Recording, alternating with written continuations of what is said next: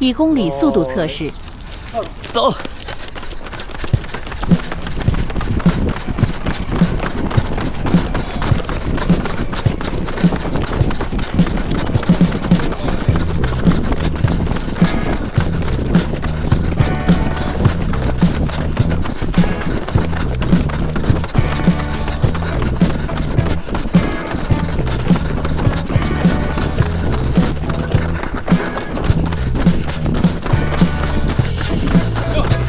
到。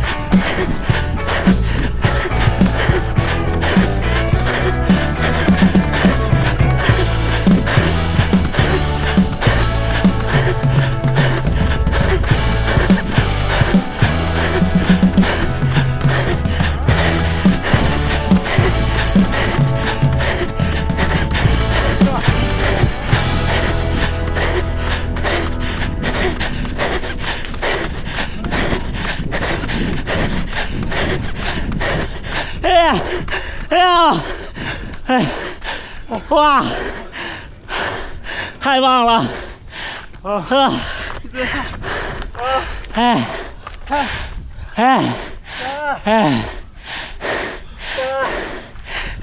那是哪里啊？还要这个散不散？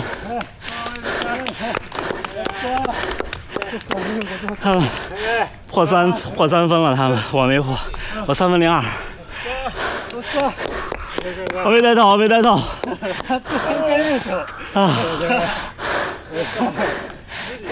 今天一起跑，我就觉得今天腿能打开，就有点想象中就跟索尼克似的。这个井盖好看哈 ，Osaka No Limit。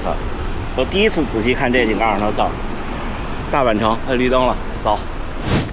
大家伙早喽！7月7号星期二，今天又是田中先生的早训练。今天我们又是一个1公里的测速，之后就慢跑。明天合练的课表是12个400，10到12个400，间隔60秒。他今天这种测速跟我其实关系不大，我太慢了。但是说到这个事儿，其实我们好久没有和观众们在节目中讨论大家在评论区留下的一些话题和问题了。一方面是因为我感觉现在各个平台的评论区都没有以前活跃了，就能聊的少了。还有一方面就是基本上都说过了。但是今天我想整理总结一下，说一些马拉松训练、跑步训练，或者说你跑步锻炼中好多我认为叫什么因果倒置或者本末倒置的一些就我看到的一些观众们的讨论吧。咱先接水，还是无糖电解质。今天穿了条普通的短裤，把水搁下，我们再慢跑一会儿。就比方说，有的小伙伴说不服送髋后撩这些，其实后撩不是跑步的目的，跑得快是跑步的目的。那跟后撩有什么关系呢？就是你看，充分的后蹬是增大步幅和让你跑步看起来舒展，让你跑步看起来就有所谓的有后撩的基础。那有人说，我挺使劲往后蹬啊，其实不一样。我自己的体会不一样，就是你这一步出去以后，又不能像大跳，对，你不能像是那种跟三级跳似的，那就错了，那就属于叫模仿动作。那你说那不那样的话，我怎么能充分后蹬呢？这个首先你慢跑肯定是没有充分后蹬的，对吧？但是你快跑的时候呢，靠的是你整体这一个链条的力和高速下的跑步的经济性，是这两点，而不是说我在跑的时候我这样是不可能跑的，对不对？因为它还有一个就跑步动态中还有一个指标，就是触地时间还有步频。你的步幅、你的步频、你的触地时间，这些东西决定了你最终的速度，对吧？那你要是说大跳着跑，你的触地时间必然长，然后你的步频必然慢，对的。所以你看那些优秀的跑者，那些跑得特好看的跑者，其实是一个综合能力的体现。像很多普通人，像比方说我，有人说那不对，你都跑2小时38了，半马都73了，为什么还是那么僵硬，还是没有后撩？这就是有的人他就很薄弱呀，你没办法呀。它不是你能，就是我这个身体能承载的。就我们在训练的时候，肯定是要有一些专项训练去改善跑步的经济性，但是对绝大多数半路出家的普通人来说是有门槛的。你都别看说像专业运动员，你就看前段时间李黎教练那个节目，就说选黑马，选那些年轻人。20左右17、18岁的年轻人要作为业余精英去冲击国际好成绩的那种，因为先看的是什么？看的就是中跑和短跑，可能没有短跑，就是中跑吧，3、5千这种，看的就是一个动态的经济性。这东西你说有一半是天生的吗？我觉得可能有一半是从小养成的。我回忆我从小就是我好像走路就迈不开腿。就是膝盖不会打弯，小时家里人说，这你慢慢你就养成一套动作习惯，这东西你改不了，这是第一个。第二就是有人说，你不管强度多大，你还能说2句话，你的呼吸好稳呀，我怎么学？我也有不稳的时候。你看那天我们那5公里，我不就最后就已经那样了，还有那天那2公里都是，今天这1公里最后也得那样。就这东西也不是主动去控制的。就是有人说啊，不对，有人统计，或者有人说这几步一吸几步一呼是对的。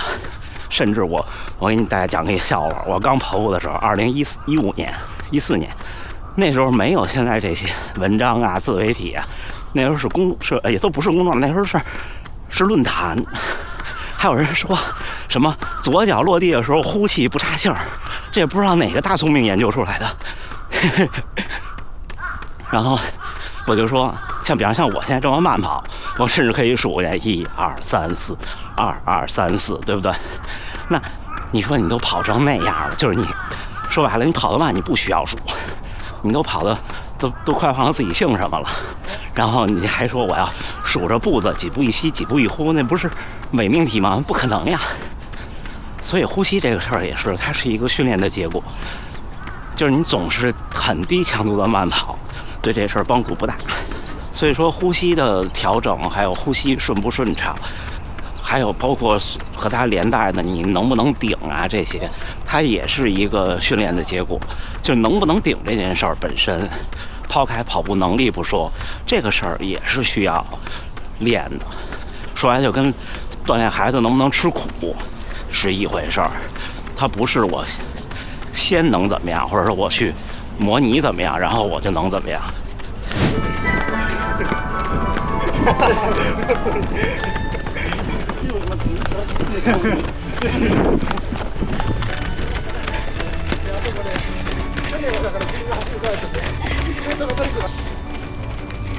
我又看到了石川先生。ラスト。哎，ラスト。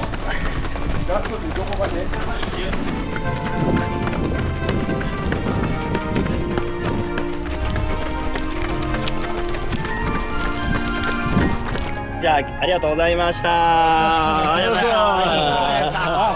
哎，小伙伴们，7月7号星期二回来了。我今天不错啊，今天1公里跑出了差不多这两年。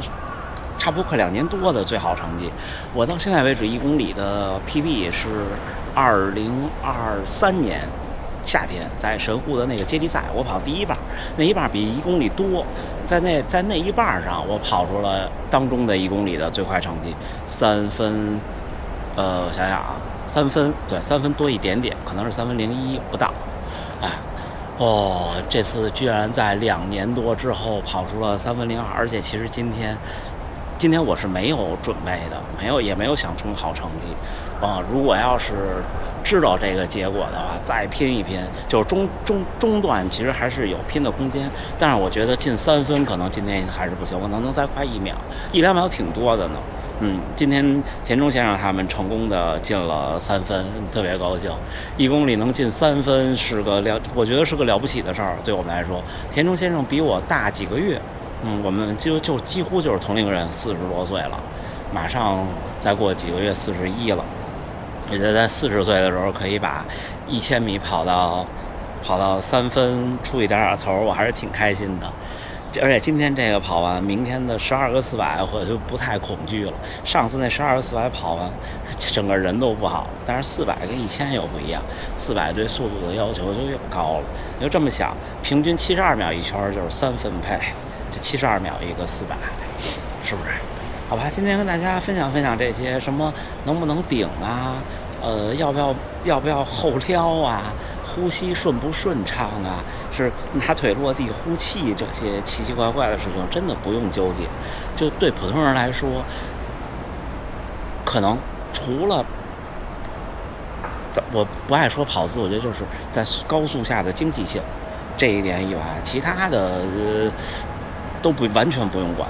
经济性这个事情呢，也不是模仿动作，你就总去跑高速，就是冲到自己不行的那个状态，在这个时候其实是对这个东西有帮助的。但是绝大多数普通人基本上天花板很低的，在这件事上，而且这件事其实不用很高，就是你不用跑得很好看，你完全不用你都别说像运动员一样，你都不用像体育生那样，完全不用，你就正常跑，一般人也能创造很不错的成绩了。反正我敢说啊，2小时30全马，就比2小时30更慢的这些人。完全不用考虑。其实进了2小时30也不太用。你要是说想220了，那可能真的是得有点那意思啊，这真心话。一开始那快和慢马拉松的成绩差那10分钟20分钟差的不是这儿，回头再跟大家分享，好吗？